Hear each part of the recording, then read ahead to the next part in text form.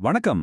எப்போவாவது உங்க மனசுக்குள்ள ஒரே நேரத்துல 1000 விஷயங்கள் ஓடி மண்டையே வெடிச்சிடுற மாதிரி ஒரு ஃபீலிங் வந்திருக்கா? அப்படி ஒரு உணர்வு உங்களுக்கு இருந்தா, அடுத்த சில நிமிடங்கள் உங்களுக்கு ரொம்பவே உதவியா இருக்க போகுது. நாம எல்லோரும் அடிக்கடி கேட்கிற ஒரு சொற்றொடர் இருக்கு. வாழ்க்கையே மாத்தக்கூடிய ஒரு புதிய அர்த்தத்தை இங்க நம்ம பார்க்க போறோம். சரி, வாங்க இந்த ஒரு கேள்வியிலிருந்து ஆரம்பிக்கலாம். இப்போ உங்க ஸ்கிரீன்ல இருக்கிற மாதிரி உங்களுடைய சிந்தனை அது உங்கள உருவாக்குதா இல்ல உங்களையே கொஞ்சம் கொஞ்சமா உருக்குலைக்குதா? ஒரு நிமிஷம் யோசிச்சு பாருங்க. இது ரொம்ப ரொம்ப முக்கியமான கேள்வி. ஏன்னா நம்ம மனசோட உண்மையான நிலைய இதுதான் நமக்கு கண்ணாடி மாதிரி காட்டி கொடுக்குது. முதல்ல நம்ம எல்லாருமே அடிக்கடி மாட்டிக்கிற ஒரு இடம் அத பத்தி பாப்போம். அதுதான் இரைச்சலான மனம். அதாவது மனசுக்குள்ள எல்லாமே அவசரம், எல்லாமே முக்கியம்னு தோன்ற ஒரு நிலை. இந்த நிலையில தான் நம்ம மனசு இருக்குல்ல, அது ஒரு விஷயத்த கூட சும்மா விடாது. எல்லாத்தையும் அலசி ஆராய்ந்து அதுக்குள்ள என்ன இருக்குன்னு கண்டுபிடிக்க முயற்சி பண்ணிக்கிட்டே இருக்கும். ஒரு சின்ன விஷயத்த கூட பூத கண்ணாடி வச்சு பார்த்து முடிவே இல்லாத ஒரு சிந்தனை சிறைக்குள்ள நாமளே போய் மாட்டிக்கிறோம். இதுக்கு பேர் தான் ஓவர் திங்கிங். சரி, இப்படி அளவுக்கு அதிகமா யோசிச்சா அதோட விளைவு என்ன தெரியுமா? நம்ம உணர்ச்சிகள் எல்லாம் கட்டுக்கடங்காம போகும். ஒரு சின்ன பிரச்சனை கூட பெரிய மலை மாதிரி தெரியும். எல்லா விஷயமும் மனச அழுத்த இதையும் அப்படியே பாரமாகிடும். இந்த மனக்குழப்பத்திலிருந்து எப்படியாவது வெளியே வந்துடணும்னு நம்ம என்ன பண்ணுவோம்? ஒரு தெளிவா கட்டாயப்படுத்தி உருவாக்க பார்ப்போம். எல்லா சிக்கலையும் ஒரே நேரத்துல தீர்த்தரணும்னு அவசரப்படுவோம்.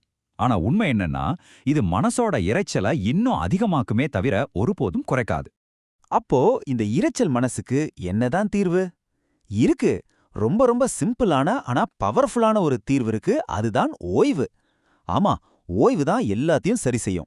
உங்க மனசுக்கான ஒரு மேஜிக்கல் ரீசெட் பட்டன் மாதிரி இதை நினைச்சுக்கோங்க. இந்த வரியை நல்லா கவனிங்க. சிந்தனை உருவாக்குது, ஆனா ஓய்வு தான் வெளிப்படுத்துது.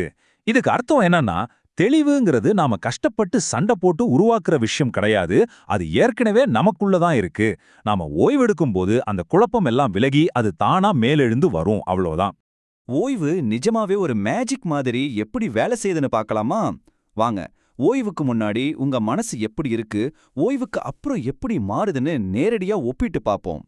இப்போ பாருங்க, ஓய்வுக்கு முன்னாடி நம்ம மனசு ஒரு மாதிரி புயல்ல சிக்கின கப்பல் மாதிரி. ஒரே ஓவர் திங்கிங், உணர்ச்சி போராட்டம், எல்லாமே அவசரம்னு ஒரு தவிப்பு.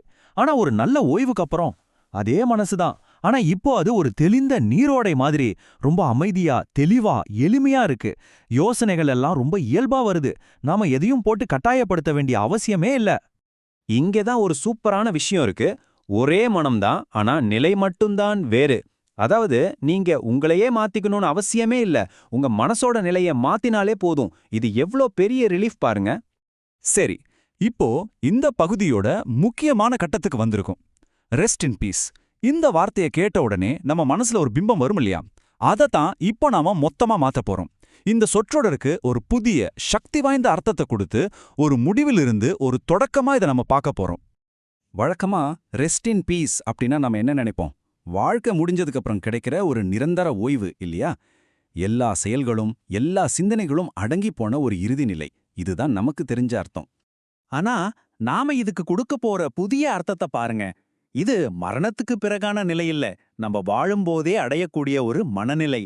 ரொம்ப அமைதியான, தெளிவான, நிகழ்காலத்துல கவனம் செலுத்துற ஒரு நிலை. இது உடம்போட செயல்பாட்டை நிறுத்துறதில்ல, மனசுக்குள்ள நடக்கிற அந்த உள்மன போராட்டத்தை நிறுத்துறது. இதுதான் உண்மையிலேயே வாழ்வில் அமைதியாக ஓய்வெடுப்பது. சரி, இதெல்லாம் கேட்க நல்லா இருக்கு. ஆனா இந்த அற்புதமான மனநிலையை நாம எப்படி அடையிறது? கவலையே வேணாம். அதுக்கு ரொம்ப சிம்பிளான ஒரு 3 ஸ்டெப் கொண்ட ரீசெட் முறை இருக்கு. இது ரொம்ப ரொம்ப சுலபம். ஸ்டெப் 1, நிறுத்துங்க. ஆமா, யோசிக்கிறத கட்டாயப்படுத்தாதீங்க. மனசோட இரைச்சலோட சண்டை போடாதீங்க, அது பாட்டுக்கு இருக்கட்டும். ஸ்டெப் 2, ஓய்வெடுங்க. முடிஞ்சா ஒரு சின்ன தூக்கம் போடுங்க. இல்லையா அந்த பிரச்சனையில இருந்து கொஞ்ச நேரம் தள்ளி போங்க. ஸ்டெப் 3, திரும்பி வாங்க. இப்போ ரொம்ப ஜென்டிலா உங்ககிட்டயே கேளுங்க. நான் நினைச்ச விஷயம் இப்பவும் அவ்வளோ முக்கியமா தெரியுதா? இந்த சிம்பிள் மெத்தட் ஃபாலோ பண்ணா என்ன கிடைக்கும் தெரியுமா? No over thinking, no emotional overload, no forced conclusions. எது நிஜமோ அது மட்டும் இயல்பான தெளிவோட உங்க முன்னாடி நிற்கும். நாம ஆரம்பத்துல பேசின அந்த இரைச்சலான மனசுங்கிற பிரச்சனைக்கு இதுதான் சரியான எளிமையான தீர்வு. கடைசியா இந்த ஒரு வரிய மனசுல நல்லா பதிய வச்சுக்கோங்க. ஓய்வுக்கு பிறகும் எது உங்களுக்கு தெளிவாக இருக்கிறதோ அது மட்டுமே தொடர்வதற்கு தகுதியானது. இதை உங்க வாழ்க்கையோட ஒரு ஃபில்டரா யூஸ் பண்ணுங்க. உங்க முடிவுகள், உங்க வேலைகள், உங்க உறவுகள் எதுவா இருந்தாலும் இந்த ஓய்வுங்கிற ஃபில்டர்ல போட்டு பாருங்க. எது உண்மையிலேயே முக்கியம்னு அது உங்களுக்கு காட்டிடும்.